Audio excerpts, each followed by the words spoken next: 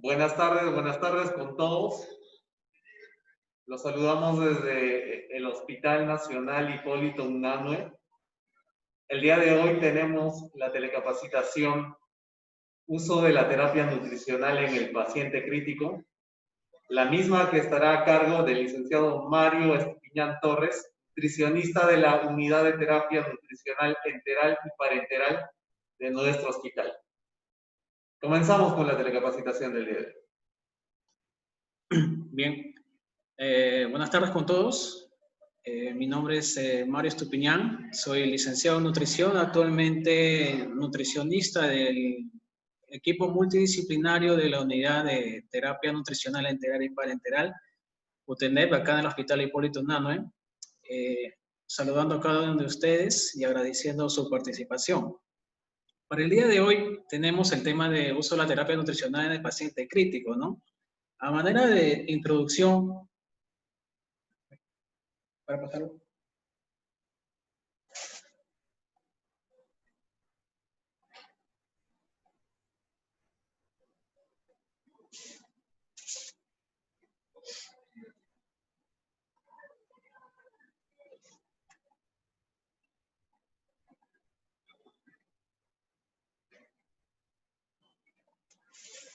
A manera de introducción, podríamos decir que, bueno, los pacientes críticos muestran una respuesta metabólica frente a la agresión, ¿no? Principalmente cuando hablamos de agresión, estamos hablando, por ejemplo, de sepsis, un paciente gran quemado, un politraumatizado o inclusive también pacientes postquirúrgicos. Principalmente se caracteriza el paciente en estado crítico por un incremento, dice, del gasto calórico, ¿no? Es así que existe en este tipo de paciente una movilización de diferentes tipos de sustratos, entre ellos, pues, por ejemplo, movilización de carbohidratos, lípidos y catabolismo de proteínas, todo esto, pues, conllevando a una pérdida de la masa corporal magra, ¿no? O sea, prácticamente lo que es masa muscular. Como respuesta a esta agresión, podemos ver que existe también un estrés metabólico, ¿no? Cuya finalidad de este estrés metabólico presente en este paciente crítico es asegurar ese niveles suficientes de sustratos circulantes en ausencia de ingesta, ¿no? Más adelante vamos a ver cómo es que evoluciona lo que es el paciente desde que comienza el estado crítico hasta que va progresando. El soporte nutricional precoz, ¿no? Como ya muchos de ustedes lo pueden ya saber, y específico detiene la respuesta hipercatabólica, previniendo así la desnutrición, lo cual vendría a ser, pues, un papel clave en la efectividad del tratamiento y la propia recuperación del paciente, sobre todo, pues, utilizando lo que es la vía enteral, ¿no? Sobre todo es lo que más se recomienda en este tipo de pacientes. Cuando hablamos de nutrición enteral precoz, estamos hablando de aquella nutrición que está iniciando entre las 24 y 48 horas post la injuria de este paciente, ¿no? Cuya finalidad, como les quería mencionar, va a ser lo que es preservar la integridad intestinal, ¿no? Y sobre todo esto va a proteger contra posibles infecciones, ¿no? Debido a la translocación bacteriana que puede haber. Hablando un poco de la desnutrición en el paciente crítico, podemos ver que la desnutrición es un proceso dinámico, ¿no? Todo esto lo que conlleva, no es algo que ocurre de un día para otro, sino que es un proceso que va de manera progresiva, debido a una baja ingesta, ¿no? Lo cual se debe básicamente a cambios en el tipo de nutrición o de alimentación que va a recibir nuestro paciente. Esto puede ser influenciado tanto por la duración de la ingesta o también por la gravedad propia de la enfermedad de estos tipos de pacientes. Todo paciente crítico es un desafío por ser ser extremadamente hipercatabólicos, ¿no? Sobre todo en las primeras horas de inicio de la enfermedad. Dice en todo el mundo, dicen uno de cada 4 hospitales tiene, uno de cada 4 pacientes, ¿no? En hospitalizados tiene desnutrición, dicen, ¿no? Particularmente en Latinoamérica, más del 50% de pacientes hospitalizados está desnutrido, lo cual, pues, va a impactar de manera negativa tanto en el pronóstico del paciente obviamente va a incrementar los costos a largo plazo, ¿no? Aumentan los días de hospitalización en UCI, por ende también aumenta lo que son los gastos, ¿no? Costos a largo plazo. En el Perú aproximadamente existen 75 unidades de cuidados intensivos y 7 de cada 10 pacientes hospitalizados en UCI ni se presenta cuadros de desnutrición, ¿no? A veces por falta de profesionales especializados en soporte nutricional y sobre todo en las unidades de soporte nutricional. Cabe destacar acá que el papel de la nutrición es básicamente la prevención de la depresión, de la masa muscular, ¿no? De lo que es las reservas proteicas y una mejoría sobre todo del estrés metabólico. Ahora, siguiendo, ¿no? Como punto adicional, ¿no? Todo este estrés metabólico que engloba lo que es la fisiopatología del paciente en estado crítico, ¿no? Se calcula que aproximadamente se pierde 1 kilogramo de masa muscular magra por cada día de internación con la consecuente aparición de la sarcopenia, ¿no? La sarcopenia, que es básicamente la pérdida de masa muscular y de la falta de movimiento también, ¿no? Todo eso. Bien. Ahora, ¿cómo es la respuesta metabólica frente al estrés, no? Todo ocurre por medio de una lesión, ¿no? Lo cual conlleva al paciente en un estado de ayuno aproximadamente de 16 a 24 horas. Posteriormente aparece los depósitos de glucógeno hepático que son los primeros en agotarse, ¿no? Lo que conlleva pues a la neoglucogénesis, ¿no? Principalmente a la degradación de proteínas, lo que conlleva a la liberación de aminoácidos para lo que es la generación de energía, ¿no? Proveniente, pues, en este caso, de aminoácidos, lo que se llama neoglucogénesis, cuya finalidad, pues, es mantener la producción de glucosa en este tipo de pacientes. Ahora, todo este proceso le resulta al cuerpo muy costoso, ¿no? Es por ello que todo este proceso, ya antes mencionado, va a conllevar, pues, a una disminución de las funciones intracelulares, ¿no? Y con la consecuente aparición, pues, del denominado síndrome de, pues, respuesta inflamatoria, ¿no? En los cuales, pues, hay cambios hormonales y mediadores inflamatorios, lo que va a desencadenar una liberación, pues, un aumento de la ACTH, aumento de la cortisol, epinefrina, norepinefrina, ¿no? Lo que va a conllevar una activación del complemento y lo que es la liberación de mediadores como el factor de necrosis tumoral alfa, interleuquina 1, 6 y 8. Básicamente la reacción proinflamatoria de todo paciente crítico nos va a llevar a un hipercatabolismo, ¿no? Que en el caso vendría a ser un incremento de la utilización de proteínas sin aumento proporcional de la síntesis, ¿no? Lo que se puede traducir con un balance nitrogenado negativo, lo que va a llevar pues, a una desnutrición. Ahora, así como hay una respuesta proinflamatoria, también ocurre una respuesta antiinflamatoria, principalmente con la inhibición de la liberación de la N-carnitina, ¿no? Por ejemplo, hay un incremento de los triglicéridos y de ácidos grasos, lo que puede ocasionar inmunoparálisis, ¿no? En este caso, en estos tipos de pacientes. Todos ellos, tanto la respuesta inflamatoria como la antiinflamatoria, ¿no? Denominada CIRS y CARS, ¿no? Cuando entran en un estado de nivelación, ¿no? Puede decirse que se puede llegar a la recuperación plena del paciente, ¿no? Siempre y cuando ellos dos estén en constante equilibrio. Bien, dentro de las etapas a las respuestas al estrés, ya habíamos mencionado, ¿no? El hipermetabolismo, el síndrome de respuesta inflamatoria y lo que es la hiperdinámica, ¿no? Del estado cardiovascular. Podemos ver ahí que hay un aumento del consumo de oxígeno, un aumento del catabolismo proteico, hiperglicemias, elevación del lactato, ¿no? Cuando hablamos también de síndrome de respuesta inflamatoria sistémica, ¿no? Podemos ver, ¿no? Temperaturas menores a 36 o mayores a 38, ¿no? Frecuencia cardíaca mayor a 90, entre otros. Conteo de glóbulos blancos, perdón, también menor a 4.000 o en todo caso mayor a 12.000, ¿no? Ahora, dentro de las etapas de las respuestas al estrés, ¿no? Al estrés metabólico, tenemos básicamente dos etapas bien definidas, ¿no? Que se denomina la etapa tanto EP como la etapa flow.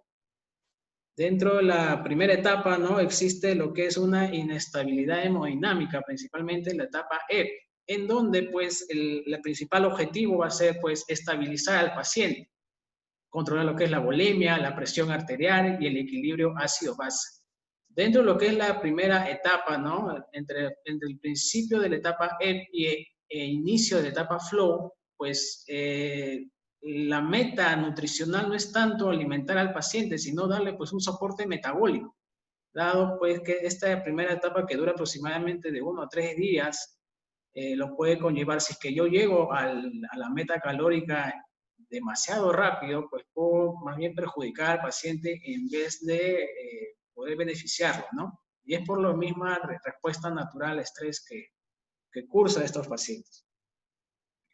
El incremento del aporte, dice, desde la subalimentación hasta la cobertura de necesidades y recuperación de reserva tiene que ser de manera progresiva, ¿no? Como puede ver en la gráfica, ¿no? Tenemos en lo que es la primera etapa aguda, la de mantenimiento y la recuperación. Como pueden ver, va de manera ascendente, ¿no? Es lo que mismo que le venía mencionando anteriormente. Ahora pasemos a hablar de lo que es el uso de la terapia nutricional en el paciente crítico, ¿no?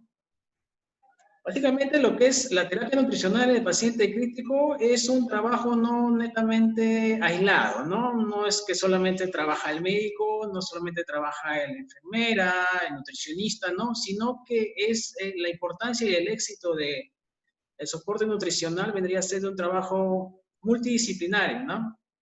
El médico intensivista, el nutricionista, el químico farmacéutico y la licenciada en enfermería, todos ellos pues cumplen un papel importante, ¿no? Todos ellos encajados pues van a llevar al éxito de lo que es el tratamiento del paciente en estado crítico.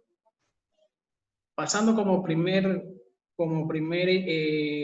escalón para iniciar todo tipo de soporte, ¿no? O terapia nutricional, pasemos a ver lo que es el tamizaje, ¿no? El tamizaje nutricional en el cual pues se hace mayormente al ingreso o hasta las 24 horas de que el paciente ingresa a lo que es la unidad de terapia intensiva.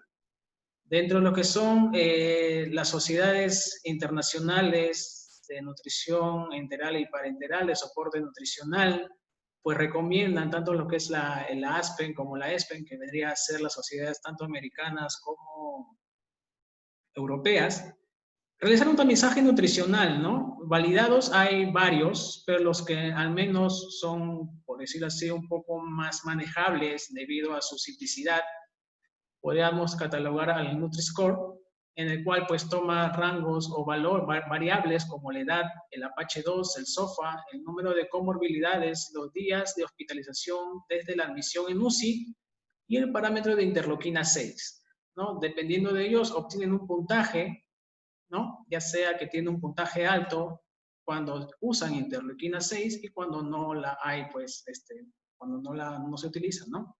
Básicamente el puntaje ya no es sobre 10, sino sobre 9. Y como pueden ver ahí en las gráficas, ¿no? Tenemos ahí los puntajes, ¿no? De 6 a 10, usando interleuquina 6, se dice que está en un alto score, entonces está asociado con, pues, es mayor mortalidad, ¿no? En el caso también, cuando no hay interleuquina 6, ya va de 0 a 9, ¿no? De la misma manera. Y también el conocido, el NRS, Nutritional Risk Screening, NRS 2002, en el cual pues tiene un cuestionario de inicio, ¿no? En el cual es pues al ser positiva cualquiera de las primeras 4 preguntas, ya sea que el IMC esté pues, ¿no? Menor a 20,5, se ha perdido el paciente peso en los últimos 3 meses, se ha reducido la ingesta, ¿no? En la última semana, o si es un paciente grave, cualquiera de ellos que resulta ser positiva, pasa a en el siguiente cribado final, en donde pues de manera subjetiva se puede ver tanto el score del estado nutricional como la severidad de la enfermedad. Podemos ver que tiene, en el caso del estado nutricional, tanto lo que es el level 1, leve, moderado con puntaje 2, severo, puntaje 3, y en lo que es la severidad de la enfermedad también tenemos tanto lo que es leve, moderado y severo. Si el paciente es mayor de 70 años, a este tamizaje se le agrega un punto adicional, ¿no? Todos ellos Si el score al final es mayor o igual a 3, el paciente se encuentra, dice, ¿no? Es mayor o igual a 3, el paciente se encuentra con un riesgo nutricional, por lo que debe iniciarse, dice, lo antes posible, la terapia nutricional. Si es menos de 3, debe ser evaluado semanalmente, ¿no? Este tamizaje se puede realizar no solamente al inicio, si es que no, también puede ser cada semana. Ahora, dentro de lo que es la evaluación nutricional, tenemos diferentes etapas, ¿no? Ya habíamos hablado del tamizaje inicial, que se realiza dentro de las 24 primeras horas al ingreso del paciente. Tenemos la evaluación nutricional, tanto lo que es la evaluación antropométrica, bioquímica, clínica y dietética. Ahora, cada uno de ellos va a ser distinto en lo que refiere al paciente en estado crítico, ¿ok? No, la evaluación en ellos no es la misma que conlleva a un paciente pues hospitalizado, ¿no? En que puede estar en cuidados intermedios o de repente en hospitalización en el área de comunes. El paciente crítico es una evaluación totalmente diferente. ¿Qué cosas nos dicen las recomendaciones de las guías internacionales, ¿no? Por ejemplo, que te dice la recomendación, ¿no? Una manera de poder evaluar al paciente es por medio, por ejemplo, anamnesis, un reporte, ¿no? De lo que es la pérdida de peso, muy aparte del tamizaje inicial, ¿no? Examen físico, examen general de la composición corporal y la masa muscular también. Ahora, ¿qué otras herramientas adicionales mencionan, ¿no? O componentes es lo que se podría utilizar como información cuando tenemos pacientes en estado crítico?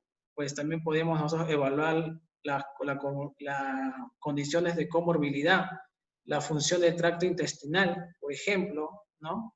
Y el riesgo de aspiración que pueda tener este paciente. Dentro de lo que son algunos marcadores serológicos como la albúmina, la prealbúmina, la proteína ligadora del retinol, la transferrina, pues las sociedades no recomiendan utilizar estos tipos de parámetros, pues que no están validados en estos tipos de pacientes. Básicamente porque estos son, están básicamente relacionados al estado de proinflamación del paciente, ¿no? Al ser proteínas de fase aguda. Hablando también de la calcitonina, la proteína C reactiva, la interleuquina 1, el factor de necrosis tumoral, ¿no? La citrulina, ¿no? Continúa en investigación, pero todavía no se puede dar un consenso de su utilización en el caso de pacientes críticos. En el caso de la evaluación de la masa muscular, el ultrasonido está siendo como una herramienta emergente, ¿no? Para que pueda ser utilizado, ¿no? Para, como le había mencionado, la evaluación de la masa muscular, o también lo que es la tomografía computarizada, ¿no? Nos va a proveer, pues, algunos tipos de información sobre la masa muscular, esquelética y adiposa de este tipo de pacientes. En este caso, en este tipo de pacientes, pues la antropometría normalmente conocida, como por ejemplo evaluar lo que es pliegues cutáneos, de repente lo que es el IMC, no nos va a servir de mucha ayuda debido a la condición de estos pacientes y como les había mencionado anteriormente, por el estado inflamatorio que estos poseen, ¿no?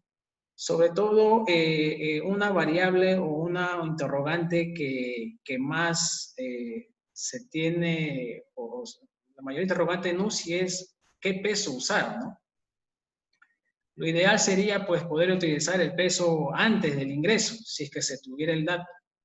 En sí, para poder ubicar el peso hay diferentes tipos de fórmulas, pero lo que mayormente se puede recomendar, esto ya es por propia experiencia también, es el uso, por ejemplo, si es que no se tiene el peso antes del ingreso a UCI, es pues el peso ideal, ¿no? Que es básicamente el peso metabólicamente activo del paciente con el que podemos trabajar. Hablando un poco del gasto energético, ¿no? Viendo unas recomendaciones de la Sociedad Americana, ¿no? Que nos dice cuál es el mejor método para determinar las necesidades energéticas en ese tipo de pacientes. Sobre todo nos dicen que la calorimetría indirecta vendría a ser pues lo mejor, ¿no? Podría decirse como el gol estándar. Pero, ¿qué pasa en que hay casos en que no se tiene la calorimetría, no se cuenta con el equipo porque necesita un equipo especial para poder nosotros calcular lo que es el gasto energético por medio de calorimetría? Pues esta sociedad americana nos recomienda pues el uso de 25 a 30 kilocalorías por kilo de peso al día. Podría utilizarse como para determinar los requerimientos energéticos, ¿no? Ahora, ¿qué cosa nos dice también otro aspecto de la sociedad europea? En el caso de que la calorimetría no sea, pues, no esté viable, y si el paciente está, por ejemplo, en ventilación mecánica y pues, nos puede dar el valor de la volumen de CO2 expulsado por el paciente, ¿no? Nosotros podemos calcular el requerimiento calórico utilizando este valor del VCO2. Solamente multiplicamos por una constante que es 8.19 y nos puede dar un resultado semejante a lo que vendría a ser las necesidades energéticas diarias del paciente, ¿no? Recuerden que este tipo de cálculo se hace de manera diaria. El cálculo de requerimiento, en este caso hablando de pacientes que están con ventilador mecánico y que vamos a utilizar el VCO2, ¿no? Si en caso no tuviéramos ninguna de estas herramientas, tanto lo que es el valor de CO2 expulsado, ni tampoco tendríamos la calorimetría, utilizaríamos pues la fórmula de 25 a 30 kilocalorías por kilo de peso al día en estos pacientes. Y volviendo un poco a lo que había mencionado anteriormente, como meta calóricas tendríamos estos 25 a 30 kilocalorías por kilo de peso. Ustedes deben recordar que habíamos mencionado que al inicio de la enfermedad, al inicio de la injuria en estos tipos de pacientes, no es recomendable iniciar con todo, ¿no? Podemos iniciar con un 70 o hasta 80% de la meta calórica y hacia el tercer o cuarto día ya poder llegar a lo que es la meta del 100%, ¿no? No hay necesidad, pues, de dar todo en un par de días, sino también va a depender del estado del paciente, su nivel de estabilidad hemodinámica, entre otras cosas. Pasando ahora sobre lo que es la ingesta de proteínas, ¿no? Como pueden ver la dinámica del nitrógeno, de la inanición versus la lesión. Podemos ver en este gráfico, ¿no? Tenemos un gráfico entre lo que es la excreción de nitrógenos versus los días de hospitalización, ¿no? Como podemos ver, el rango normal se mantiene, pues, no debe por qué variar, pero conforme ocurre lo que es la injuria en estos pacientes, pues como pueden ver, la excreción de nitrógeno aumenta, ¿no? Es por el mismo estado hipercatabólico que tienen estos pacientes. Como pueden ver, el mayor estado hipercatabólico lo catalogan como quemaduras graves, por siguiente lo que son fracturas, sepsis severas, infecciones, cirugía electiva, ¿no? Como que está un poco por debajo. Parcial inanición o total inanición también pues va a conllevar pues a un estado de excreción de nitrógeno bajo. Por eso que también pacientes severamente desnutridos también hay que tener específico cuidado también de no sobrealimentar a estos pacientes, porque aparte de darle un beneficio podemos darle pues perjudicarlo, ¿no? Dentro de las recomendaciones del ASPEN nos dice que básicamente de paciente de estado crítico podremos nosotros dar una ingesta entre 1.2 a 2 gramos de kilo de peso, ¿no? Básicamente esto no hay un consenso estable de que a tales pacientes con tales patologías se les tiene que dar tantas cantidades de proteína. Nos dan este rango porque esto ya va a depender del estado de hipercatabolismo que tenga nuestro paciente, ¿no? Algunos van a requerir 1.2 o algunos, por ejemplo, tomando como ejemplo las quemaduras graves, no van a requerir 2, sino de repente un poco más, 2.5 hasta 3 gramos por kilo de peso. Entonces eso también va a requerir también parte de lo que es la evaluación propia del profesional, ¿no? De la evaluación propia del equipo multidisciplinario. Ahora, ¿cuándo y por dónde iniciar la terapia nutricional? Como ustedes de repente ya lo pueden saber, lo pueden deducir, ¿no? Siempre la vía enteral de estar esta factible, de estar esta viable, hay que utilizarla, ¿no? El ESPEC nos recomienda, dice, si es que la vía oral no es posible, darle tempranamente nutrición enteral dentro de las primeras 48 horas, ¿no? En pacientes críticamente enfermos, ¿no? Ahora, siempre, como les había mencionado, bueno, dentro de lo que son las vías, puede ser lo normal o lo básico, lo que es la zona nasogástrica, ¿no? Pero también tienen otro tipo de vías dependiendo también del estado en que pueda estar el paciente. Puede ser zonas postpilóricas, puede ser algún tipo de ostomía, ¿no? Dependiendo también de la condición en que esté, ¿no? Dependiendo también de la enfermedad en que ellos estén. Hablando un poco de lo que es estabilidad hemodinámica, ¿no? Habíamos mencionado que dentro de la fase del estrés metabólico teníamos dos, ¿no? La fase EP y la fase flow. Bueno, dentro de lo que es la fase EP, la principal finalidad, como ya lo habíamos mencionado anteriormente, es la estabilidad hemodinámica del paciente, ¿no? Entonces, ¿qué nos dice el consenso del Aspen? Que lo que es, si hay compromiso de inestabilidad hemodinámica, la nutrición enteral deberá ser pues retrasada, ¿no? Hasta que el paciente se encuentre estable. Ahora, bueno, los rangos de estabilidad del paciente ya lo manejan mucho mejor los médicos, pero dentro de lo que es el trabajo diario se puede decir si es que el paciente está sobre todo con una presión arterial, ¿no? Una presión arterial media por encima de 70, que no esté con vasoactivos, o si es que lo está, no esté con dosis demasiado alta, ¿no? Por ejemplo, noradrenalina en 15 cc por hora, ¿no? Todo ello va, pues, nos va a evitar, ¿no? El inicio precoz de lo que es la nutrición enteral, ¿no? Primero, entonces, la estabilidad hemodinámica del paciente, sobre todo eso. Ahora, dentro de lo que es la diarrea, ¿no? Catalogado, ¿cómo definiremos lo que es diarrea, ¿no? De paciente, hay diferentes tipos de definiciones, pero podemos decir que las diarreas está definida como heces líquidas, ¿no? En un volumen mayor a 500 ml por 3 días, o de 5 a 3 deposiciones al día por 2 días, ¿no? Diferentes tipos de diarrea, diferentes tipos de definición que tienen lo que son procesos diarreicos. Ahora, en la diarrea de paciente crítico también es una ocasión muy común que se puede evidenciar, ¿no? Dice que representa una de las complicaciones gastrointestinales no hemorrágicas más frecuentes que suelen presentarse. Constituye pues causa de desequilibrio hidroelectrolítico, interrupción de la nutrición enteral y sobre todo la desnutrición. Los tipos de diarrea más frecuentes pues es la osmótica, la secretora, la exudativa, y todos ellos tienen pues unas causas, ¿no? Por ejemplo, la osmótica por presencia de sorbitol, lactulosa, magnesio, fosfatos en cantidades un poco elevadas, ¿no? Tienes la diarrea secretora por un desequilibrio entre la absorción y la secreción de electrolíticos, o la exudativa, ¿no? Pues que básicamente tienen causas infecciosas, ¿no? Ahora, basado en el consenso del Aspen, que nos dice que la nutrición enteral no debe ser automáticamente interrumpida apenas haya un proceso diarreico, ¿ok? No debería ser interrumpida.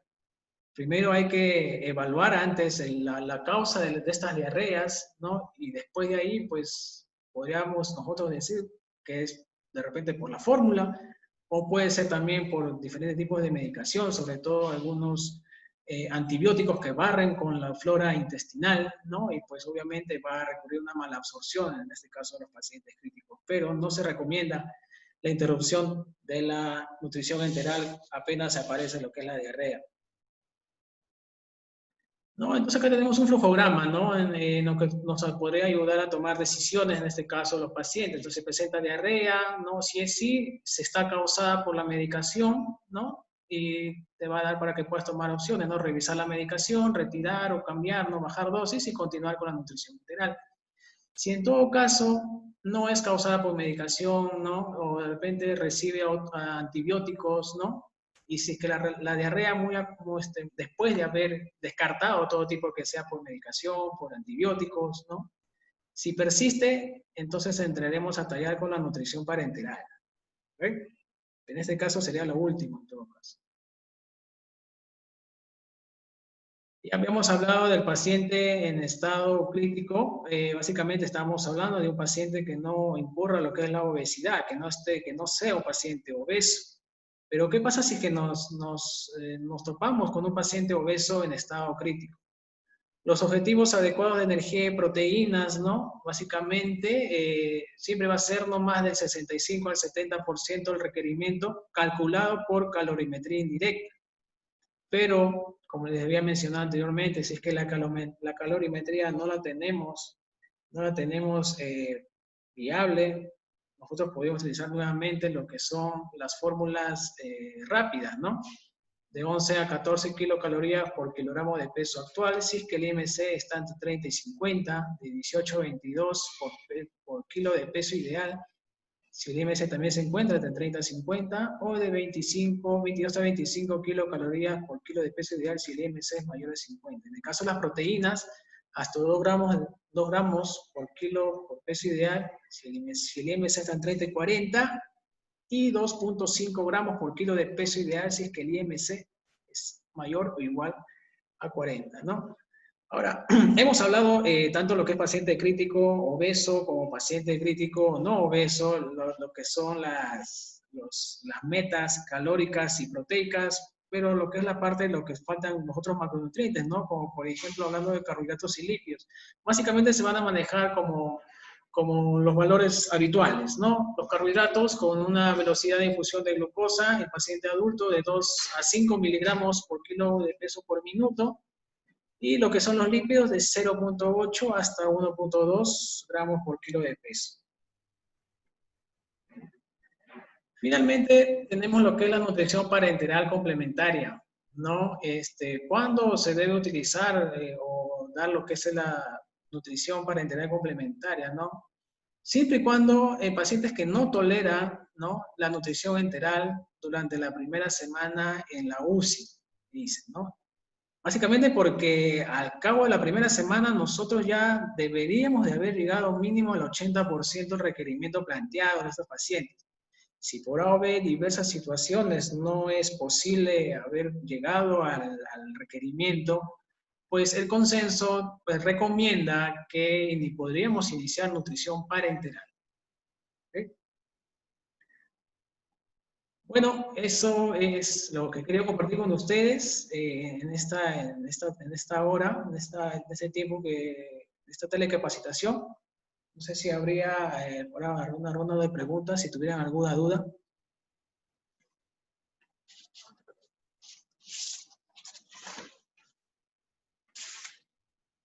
Bueno, a todos los participantes de la telecapacitación, pueden hacer sus preguntas mediante el chat que tienen aquí en la plataforma Zoom. Pueden escribirlo.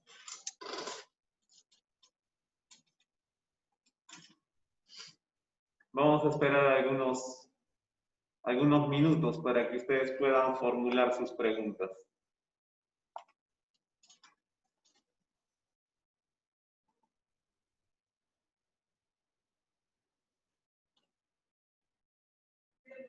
A ver, tenemos aquí una pregunta.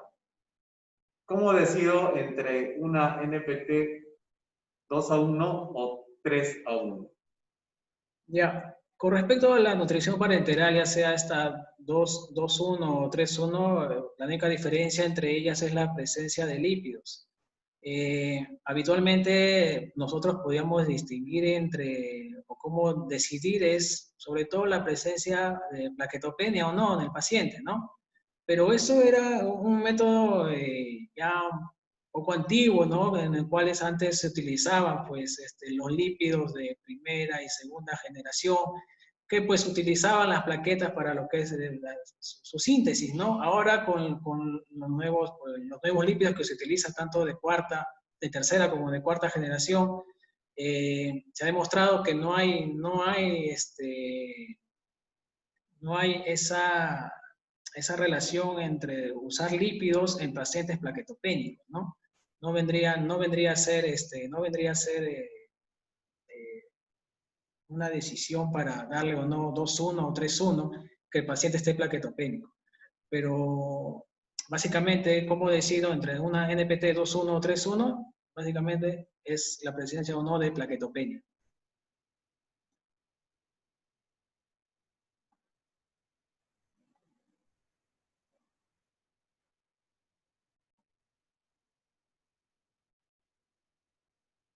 Bueno, mientras van formulando sus preguntas, licenciado Mario, mostró usted ahí un gráfico acerca de estas fases, ¿no? La fase EP y la otra fase. Tal vez podría quizás explicar un poquito más sobre esto. Claro. ¿No? Sí, sí.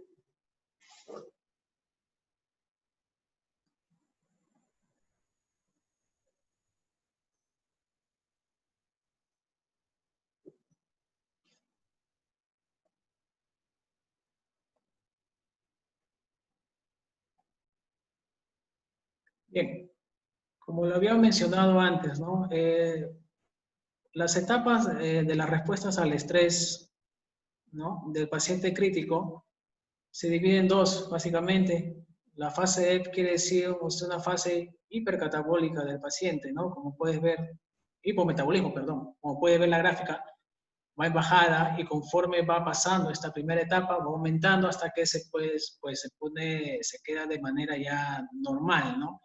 Es por eso que ustedes ahí se pueden dar se pueden dar cuenta que si en la fase EP, básicamente dentro de las primeras 24 horas, yo doy demasiada carga de nutrientes en estos pacientes, pues normalmente estos se encuentran en inestabilidad hemodinámica, ¿no? Lo que va a conllevar pues a posibles repercusiones a nivel, sobre todo, de la integridad del paciente, ¿no? Debido al estado que éste se encuentra, ¿no?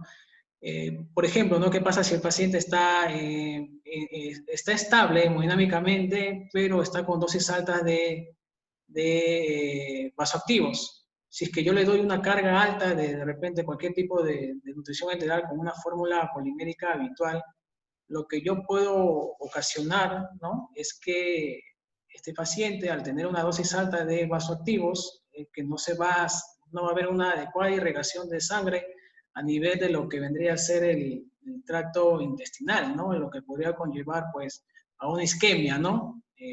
Por consiguiente, ¿no?, el paciente le estoy agravando lo que es la enfermedad, ¿no? Entonces, es por eso que durante las primeras etapas se recomienda solamente dar lo mínimo de requerimiento planteado en este tipo de pacientes. Perfecto. Tenemos aquí otra pregunta. En un paciente postoperado por obstrucción, ¿es difícil iniciar vía oral? Al iniciar, ¿sería con líquidos claros o con fórmula? Bien, en el caso de los pacientes posoperados de obstrucción, tendríamos que ver a qué nivel del tracto intestinal ha sido esta operación. Mayormente estos pacientes hay resecciones intestinales, ¿no? Obviamente, cuando hay una resección intestinal con una posterior anastomosis, dependiendo de la altura que se encuentre, ¿no?, este tipo de cirugía, obviamente la vía oral no va a ser lo más indicada. Ahora, a esto sumando el estado nutricional previo del paciente, si es que este paciente ingresa con una desnutrición proteica de moderada a severa, el cirujano hace una cirugía mayor, que es una resección intestinal, ¿no?, debido a una obstrucción. Este paciente, si yo le inicio de repente dieta, pues lo que va a conllevar es a una dehiscencia, ¿no?, de la sutura, lo que va a ocasionarle, pues lo va a perjudicar al paciente. Lo recomendable sería en este caso no iniciar vía oral, dependiendo también de la complejidad de la operación. Si es que esta pues es viable, ha sido una cirugía menor, se puede iniciar con líquidos claros, pero en todo caso es la colocación pues de repente una zona nasogástrica para tener un mejor control de la velocidad de la infusión, tanto de lo que vendría a ser la tolerancia con líquidos o el inicio de una fórmula polimérica, ¿no? Pero sí, tendríamos que evaluar y ver a nivel de dónde ha sido esta operación, ¿no? Puede ser intestino tanto proximal o puede ser distal, ¿no? Dependiendo de ello, o inclusive si es que no es factible, no es viable ningún tipo de nutrición enteral, tanto vía oral ni por una sonda de alimentación, pues la nutrición parenteral nos vendría pues al menos por unos 7 días, ¿no? A ese paciente puede iniciar. Bien, tenemos una siguiente pregunta aquí.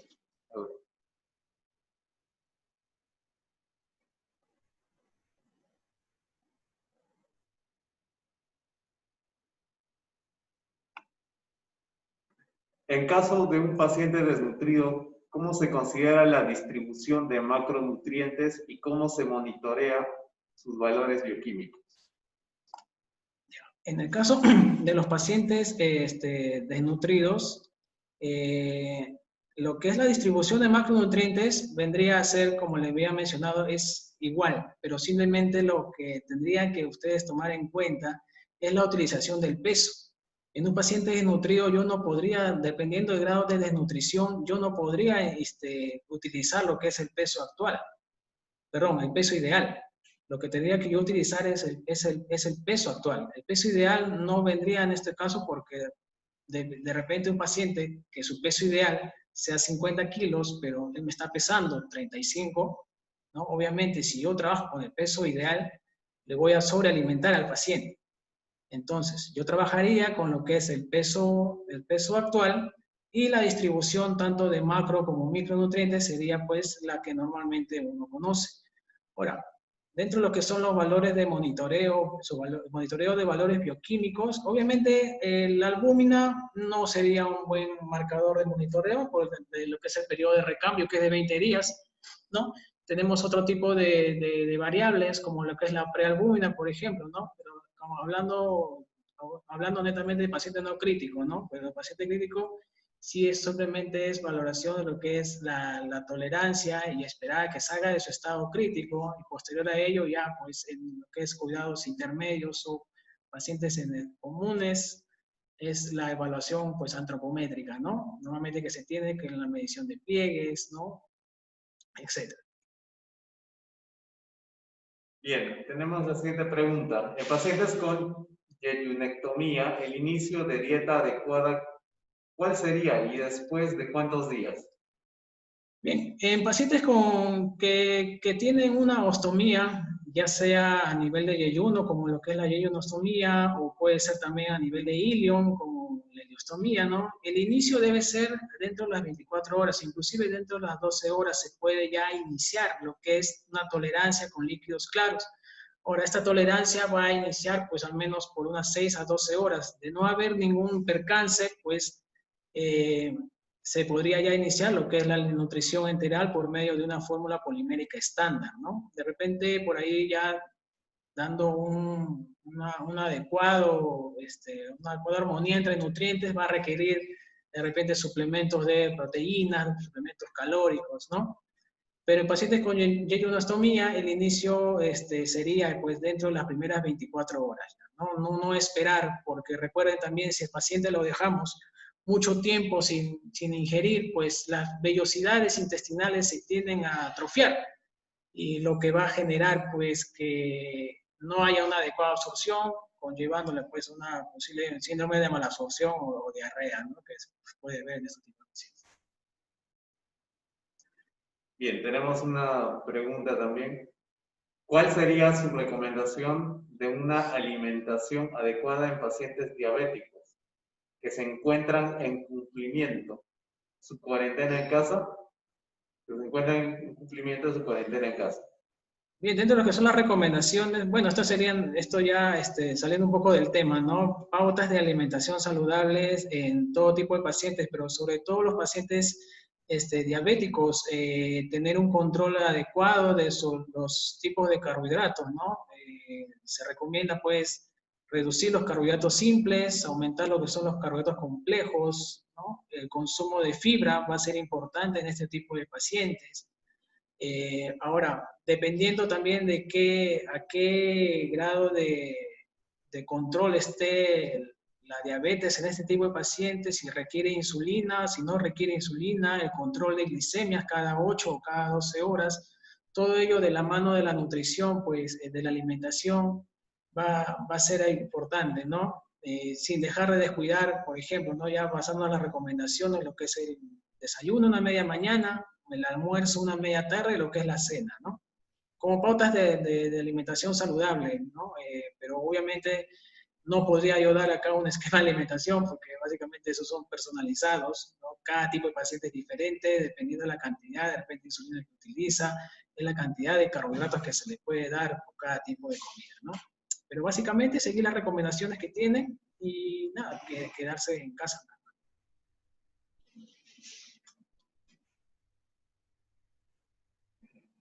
Perfecto. Bueno, tenemos una última pregunta. ¿Cómo se diferencia el paciente estable de otro inestable para administrar la nutrición parenteral? Bien, como habíamos denominado, sobre todo para el inicio de nutrición parenteral, hay ciertos requisitos, no solamente estabilidad hemodinámica, sino que también debe haber estabilidad hidroelectrolítica. Antes de nosotros poder iniciar una nutrición parenteral, obviamente ya hemos descartado que no es posible la vía oral ni la vía enteral. Entonces, si decidimos por una nutrición parenteral, nosotros teníamos que primero evaluar cómo está el medio interno del paciente, lo que son los electrolitos como el sodio, el potasio, el cloro, el magnesio, el fósforo, ¿no? Todos ellos, pues, si es que están alterados y yo inicio con una nutrición parenteral, lo que lo puedo conllevar al paciente es un estado de síndrome de realimentación, lo que le puede conllevar a la muerte, ¿no? Ahora, ¿qué otras variables o qué otros puntos se toman en cuenta antes del inicio de nutrición parenteral?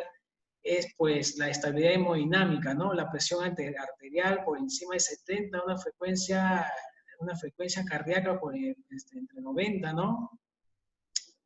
Uso de vasoactivos por debajo de 5 de repente, ¿no? O sea, que no estén muy altos, por ejemplo. Sobre todo también algunos pacientes con ventilación mecánica en estado crítico, muchas veces el lactato se eleva, ¿no? Se recomienda que el lactato no esté por encima de 3, sobre todo. Los pacientes que están con lactato en estado crítico por encima de 7, ahí va a ser imposible, pues, si poder iniciar, porque todo eso va a conllevar a vamos a perjudicar a nuestros pacientes en lugar de poder ayudarlos, ¿no?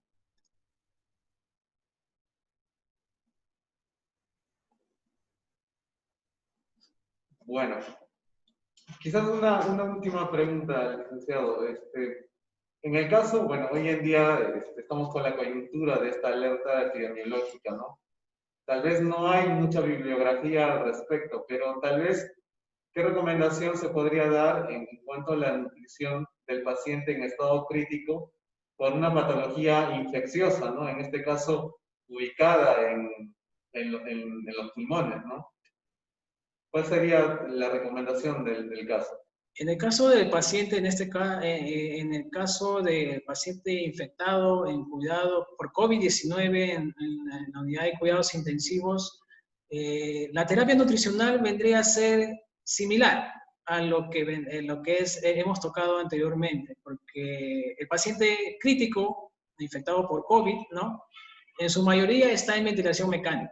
Entonces nosotros tendríamos que pues, tomar en cuenta ese parámetro, ¿no? Ya habíamos hablado del cálculo de requerimientos en pacientes con ventilación mecánica. Si tenemos la posibilidad de tener el valor de CO2 expulsado, podríamos calcular las calorías del día, ¿no? Y sobre todo iniciar la nutrición enteral temprana, porque al ser pues una enfermedad pues de las vías aéreas, el tracto gastrointestinal no se encuentra alterado, no se encuentra no viable, ¿no? Entonces tendríamos que utilizarlo. Por otro lado, también tener en cuenta los valores de estabilidad del paciente, si se encuentra o no hemodinámicamente inestable, y sobre todo si tiene riesgo de aspiración, ¿no? Si el paciente en ventilación mecánica tiene riesgo de aspiración, al menos se recomienda mantener una dosis trófica de nutrición enteral. ¿A qué denominamos pues dosis trófica? A lo que es la administración de pequeñas dosis, pequeñas cantidades de nutrición enteral para precisamente mantener el estado de las vellosidades, ¿no? Mantener la permeabilidad intestinal, evitar que estas vellosidades se atrofien y pues pueda ocasionar una translocación bacteriana, lo que puede complicar más a nuestros pacientes, ¿no? Pero básicamente las recomendaciones son las mismas para cualquier tipo de paciente en estado crítico que habíamos mencionado. Perfecto. Bueno, hay una última pregunta aquí, licenciado. En la nutrición parenteral, el uso de aminoplasmal sin tener el lipofundin, ¿se puede pasar solo el aminoplasmal? ¿Qué complicaciones puede presentar el paciente? Bien, el lipofundin, bueno, la solución de lípidos, si en caso no se utiliza, ¿no? No habría ningún tipo de complicaciones con el aminoplasmal, dado que en todo caso tendríamos pues, una mezcla 2-1 en todo caso. No, la verdad no tengo yo complicaciones, no tengo reportes de algún tipo de complicación al usar ese tipo de aminoácidos, ¿no? En este tipo de pacientes. Perfecto. Bueno, licenciado Mario, le agradecemos por la exposición que ha sido bastante ilustrativa y a todas las personas que han participado de esta actividad de la Red Nacional de Telesalud, les agradecemos y bueno, estaremos publicando mediante justamente la Red Nacional de Telesalud las demás telecapacitaciones que tenemos programadas para la siguiente semana. Les agradecemos. Hasta luego. Gracias.